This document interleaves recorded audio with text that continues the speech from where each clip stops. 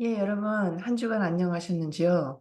오늘도 마찬가지로 파라샷 미케츠를 계속해서 읽어보고 여러분과 나눠보려고 합니다. 같이 참여해 주시면 더욱더 감사할 것 같아요. 여러분께서 질문이나 코멘트가 있으신 분들은 주저하지 마시고 제 이메일 syllabussera@gmail.com으로 연락을 주시거나 아니면은 유튜브 커멘터리에 달아주시면 감사하겠습니다.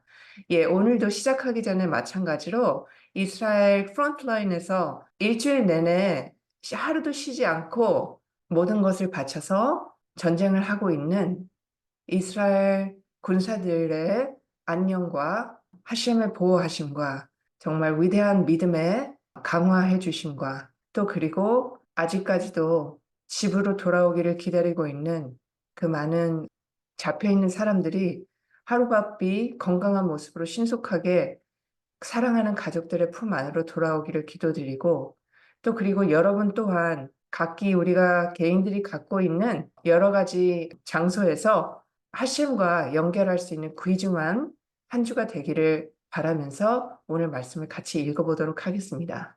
When Jacob saw that there were food rations to be had in Egypt, he said to his sons, Why do you keep looking at one another? 야곱이 이집트에 식량이 있다는 것을 보았습니다. 창세기 42장 1절의 말씀입니다. 라비 히야께서 이스라엘에 관한 하셈 신성한 이름 윳케 바브케 하셈의 말씀의 연변입니다.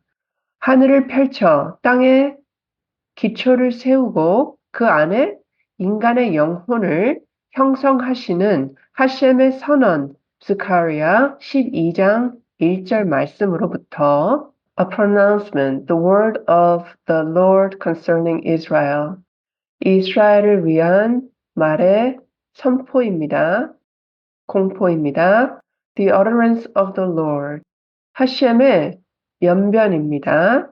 하늘을 펼쳐 땅의 기초를 세우시고 그 안에 인간의 영혼을 형성하시는 하셈의 선언을 깊이 생각해 봐야 됩니다.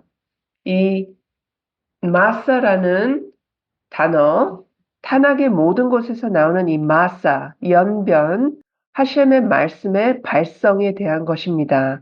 왜 마사라고 하나요? 마사라는 표현이 다른 나라를 심판하는 것을 가리키면 그것은 긍정적인 것이 되고 마사가 이스라엘을 가리키면 그것은 부정적이기 때문입니다. 그것이 다른 나라에 대한 심판을 가리키면 긍정적이라는 것은 마사가 부담을 의미하기에 다른 나라의 안전은 하심께 부담이 되고 심판이 내려지면 그분께서 그들을 위해 짊어지는 부담은 사라지기 때문입니다. 마아사가 이스라엘에 대한 심판을 가리키면 그것이 하심께 한 것과 마찬가지이며 하심께 부담이 되는 것입니다. 그러므로 마사는 어느 경우에나 부담이 됩니다. 이 시점에서 다시 한번 강조해서 말씀드려야 되는 것은 무엇이냐면 조알에서는요, 물리적이거나 육체적인 면을 말씀하시는 적이 하나도 없습니다. 지금 저희가 공부하는 내용은 우리 내면에서 일어나고 있는 우리의 믿음으로 향하는 길에 대한 것을 말하고 조알의 랭구지에서 말을 할 때에 이 나오는 다른 나라, 이스라엘 이것을 우리가 생각하는 그런 나라들이 아닌 우리 내면에서 하심을 섬기는 일에 있어서의 다른 국가들과 이스라엘이 있다는 말입니다. 후에도 읽을 내용이지만 우리가 말하는 이 몸, 영, 이 말하는 것에서는요, 여러분께서 만약에 발라솔람 자서께서 말씀하시는 조알의 소개글을 한번 읽어보기를 권장드립니다. 몸은 지극히 우리가 받고자 하는 욕망으로부터 이것을 정화시켜서 영, 그리고 우리가 지극히 주고자 하는 욕망으로 가는 과정들에서 일어나는 그 내용들의 설명을 하기 위한 유사성을 위한 말들일 뿐입니다. 이것을 하늘을 뻗어 땅의 기초를 세우시는 하셈의 선언입니다. 사람 안에 영혼을 더하고 형성할 필요가 뭐가 있을까요? 우리는 그분께서 사람의 영혼을 형성하신다는 것을 이미 알고 있지 않나요? 그러나 이것은 세상의 모든 영혼들이 존재하는 특별한 레벨, 저번에도 말씀드렸듯이 달긴, 마드리갓, 이 사다리의 렁, 사다리의 발받침, 이것을 레벨이라고 부르는 것입니다. 라비 시몬께서 말씀하시기를 이 구절은 어렵습니다. 만약 성서가 그리고 사람의 영혼을 형성했다라고만 말하고 거기서 그쳤다면 괜찮을 것인데 왜 비킬보 그의 속 안이라고 했을까요? 하지만 여기에는 두 가지 수수께끼가 있습니다. 이 흐르고 용솟음치는 강에서 모든 영혼이 출몰하고 솟구쳐 올라 한 곳에 모이게 되고 그 안에 인간의 비킬보의 영혼을 형성하게 됩니다. 그 레벨은 정확히 여자가 남자로부터 임신하여 그 아기가 아기뽀 안에서 모든 완벽함을 이룰 수 있을 때까지 형성되는 원리와 같습니다. 그래서 그에게 주어진 영은 사람이 그 세상에 창조될 때까지 그 자체 속 안에서 사람의 영을 형성화시킵니다. 다른 식으로 말할 때, 그리고 그 사람의 영이 그의 속 안에서 형성된다라는 것을 문자 그대로 받아들일 수 있습니다. 어떻게 그럴 수가 있나요? 사람이 창조될 때 하나님께서 그에게 영을 주시는데 그가 세상에 나타나면 그 내면의 영이 확장할 수 있는 몸의 자리가 모자라기 때문에 그의 속 안에서 의도의 상태로 포텐셜로 남아있게 됩니다.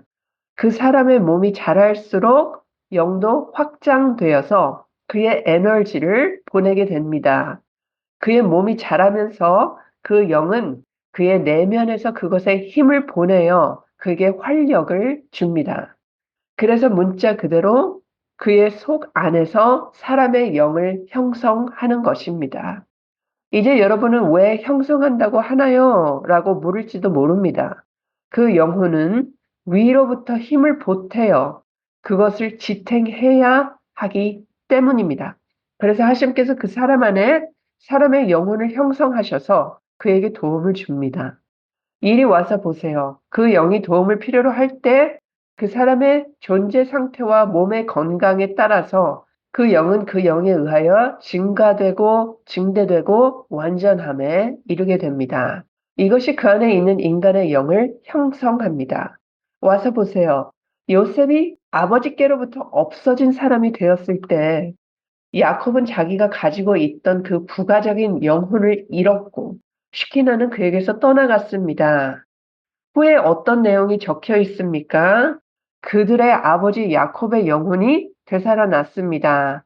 예, 창세기 45장 27절 말씀을 보면 But when they recounted all that Joseph had said to them, and when he saw the wagons that Joseph had sent to transport him, the spirit of their father Jacob revived. 요셉이 그 수레를 보내고 그를 데려오라고 한 것을 보고서는 그들의 아들 야곱의 영이 이 부분이에요. 다시 되살아났습니다. 라고 나옵니다.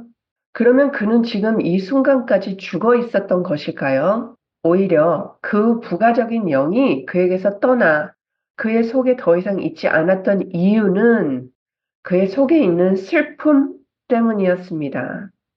그 결과로 그의 영이 그의 생명력을 잃게 되었던 것입니다. 그래서 야곱의 영이 되살아났습니다. 여기서 어떠한 정보의 수신도 없이 그가 어떻게 알 수 있었을까요? 창세기 42장 1절의 말씀을 빌어서 간단히 그가 보았기 때문입니다. 그는 그 나라의 모두가 이집트로 가서 곡식을 가져오는 것을 보았습니다. 야곱이 보았다. 와서 보세요. 다비드 왕께서 그 선조들을 통합하는 데 성공하여 그들 중 자리 하나를 차지하는 유업을 얻게 되었으니 일이 쓰여 있습니다. 건축가들이 버린 그 돌이 모퉁이 돌이 되었다라고 시편 118장 22절에 나오는 말씀입니다. 라비 예사와 라비 히스키야께서 어떤 와인 자루를 지고 가는 유대인과 함께 카파토시아에서 리다로 걷고 계시는 중이었습니다. 라비 예사께서 라비 히츠키야에게 입을 벌리고 매일 거룩한 등불 앞에서 전하는 토라의 숭고한 말씀 중 하나를 연변해 보세요라고 말씀하셨습니다. 그녀의 길들은 즐거움의 길들이고 그녀의 모든 곁길들은 평화이다 라는 잠언 3장 17절의 말씀으로 말씀을 여셨습니다. 그녀의 길들이 즐거움의 길들이다. 이 말은 토라의 길들을 말합니다. 누구든지 그 토라의 길들을 따르는 자는 하심께서 시키너의 기쁨으로 그에게 기쁨을 쏟아부으시며 그를 절대 떠나지 않으십니다. 그리고 그녀의 모든 곁길들이 평화이다. 이 곁길들은요, 오솔길이라는 뜻으로도 쓸 수 있는데 저는 그냥 곁길들로 썼습니다. 위로부터의 평화와 아래의 평화, 즉, 이 세상에서의 평화와 다음 올 세상의 평화를 그에게 제공하십니다. 그 유대인이 말했습니다. 이 구절 안에 병 안에 동전이 있습니다. 그들이 어떻게 아세요? 라고 물으셨습니다. 그가 말씀하시길 이 구절은 두 갈래이고 양면을 가지고 있습니다. 기쁨이라 부르고 평화라 하고 길이라 하고 곁길이라 하네요. 누가 길이고 누가 곁길이며 누가 행복하고 누가 평화입니까? 그녀의 방식은 기쁨의 방식입니다. 누가 바다를 통해 길을 내는가? 라고 이사야후 43장 16절에 쓰여진 것과 연관되지요. 보세요. 토라의 어느 곳이든지 그 방식을 읽는다면 그 방식, 그 길이 모두에게 열립니다. 마치 모든 사람에게 열려있는 길과 같습니다. 그래서 그녀의 길들, 선조들께서 열어놓으신 길들이에요. 그분께서는 그 거대한 바다를 파고 그녀에게 들어갔습니다. 그 길들은 모든 측면과 세상 모든 방향에서 열려 있습니다. 이 기쁨은 다가올 세상으로부터 나오는 기쁨이며 이 다가올 세상으로부터 모든 램프들이 빛을 발하여 사방으로 빛을 분산시킵니다. 앞으로 올 세상의 그 선함과 광채입니다. 선조들로 인해 흡수된 것이며 이것을 기쁨이라 부릅니다. 다른 식으로 설명을 하는 것은 다가올 세상이 기쁨이라 불린다는 것입니다.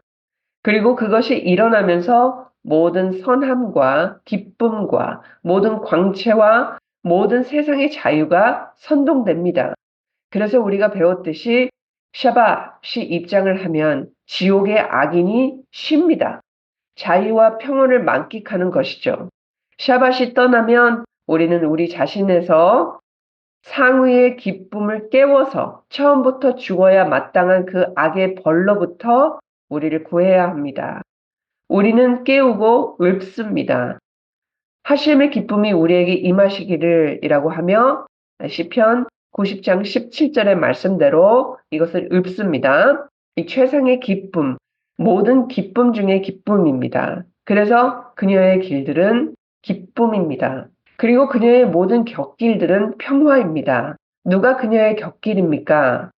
그 곁길들은 위에서 생겨나서 평화라는 그 단일 언약으로 모두 모아집니다. 집의 평화는 그것이 동요할 때 그들을 큰 바다로 인도하여 평화를 가져다 줍니다. 쓰여진 바로는 그리고 그녀의 모든 길은 평화입니다. 와서 보세요.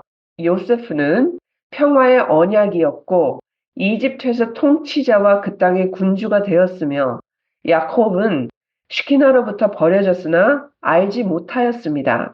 그러나 그는 이집트에서 곡식을 사야 한다는 것 때문에 마음이 어눌했습니다. 그의 아들들이 이집트로 내려가는 것에 대한 엎친 데 겹치는 재앙들을 미리 보았기 때문입니다. 야곱은 아들들에게 왜 너희들은 자신을 드러내야 하느냐라고 창세기 42장 1절 말씀으로 말씀하시며 배고픈 자들처럼만 너희 자신들을 드러내야 한다. 몹시 굶주린 남자들처럼 말이다 라고 말씀하셨습니다. 라비 히츠키야께서 말씀하셨습니다. 확실히 여기에 미스터리가 있습니다. 세상에 문자가 생길 때마다 사람은 자신의 죄로 사로잡히지 않기 위해 길에서 자신을 드러내지 말아야 합니다. 그래서 그가 야곱이 이렇게 말했습니다. 왜 너희 자신들을 드러내야 하나? 이것은 이미 설명했습니다. 다른 방식의 설명으로는 야곱이 이집트의 곡물, 쉐벌, 일이 있는 것을 보았다. 하심께서 야곱과 그의 아들들을 그리고 내려보내기 위해 세상에 기근을 보내셨기 때문이다. 그리고 그 이유로 인해 그가 그 땅의 거주민들이 그곳으로부터 곡물을 가져오는 것을 본 것이다. 라고 설명하십니다. 야곱은 이집트의 그 쉐버, 곡물이 있는 것을 보았습니다. 와서 보세요. 이삭이 죽자 야곱과 에서가 와서 유산을 나누었습니다. 에서는 자기 몫의 땅을 버리고 야곱이 유배를 견디고 그 모든 것을 얻도록 내버려 두었습니다. 그래서 그는 그와 그의 아들들이 이집트 유배 기간 동안 재앙인 테비라가 자신을 기다리고 있는 것을 보았습니다. 야곱이 자기 아들들에게 말하였습니다. 너희가 어찌하여 천상의 심판 앞에서 자기 모습을 드러내야 하느냐? 그 고발자가 너희를 넘보지 못하게 하여라. 보라, 이집트에 식량이 있다고 내가 들었다. 그리로 내려가라. 그들이 이미 성립한 대로 redo, 이 히브리어 단어 redo, 내려가다. 이 말의 수치값은 210입니다. 이 수치를 위해 이스라엘이 이집트에 머물러 있습니다. 라비 요새가 이제 나의 머리는 나를 둘러싸고 있는 적들 위에 세워질 것입니다. 라고 시편 27장 6절 말씀으로 말씀하십니다. 와서 보세요. 하나님께서 사람으로 기뻐하실 때 요셉은 땅 위에 총독이었습니다. 창세기 42장 6절 말씀입니다. 그분께서는 세상의 모든 주민들 가운데서 그를 높여서 무엇보다도 그를 머리로 만들고 그의 아래에서 모든 것을 낮추십니다. 다비드 왕은 형제들에게 멸시를 받고 그들에게 거절을 당하였지만 하심께서는 그의 머리를 세상의 모든 주민들보다 더 높이셨습니다. 그의 장인이 오자 이것은 사울 왕을 가리킵니다. 그에게서 도망쳤습니다. 하심께서 그를 그의 왕국 위로 그를 높이시고 모든 사람이 그 앞에서 절을 하였습니다. 요셉은 형제들에게 멸시를 받았고 그들은 모두 무릎을 꿇고 그 앞에서 절을 했습니다. 요셉의 형제들이 와서 땅에 얼굴을 대고 절을 했습니다.